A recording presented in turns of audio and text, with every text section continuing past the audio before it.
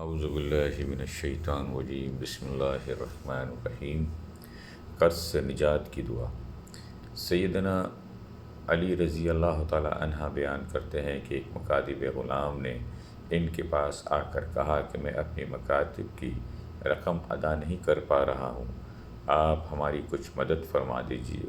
تو انہوں نے کہا، کیا میں تم کو کچھ ایسے کلمے نہ سکھا دوں جنہیں رسول اللہ صلی اللہ علیہ وآلہ وسلم نے ہمیں سکھائے تھے؟ اگر تمہارے پاس پہاڑ کے برابر بھی قرض ہو تو تیری جانب سے اللہ اسے ادا فرما دے گا۔ انہوں نے کہا، کہو، اللہم اکفنی بحلالک عن حرامک واغنینی بفضلک امن سواک، اے اللہ مجھے حلال دے کر حرام سے بچا دے اور اپنے فضل دے کر اپنے سوا دوسروں سے بے نیاز کر دے۔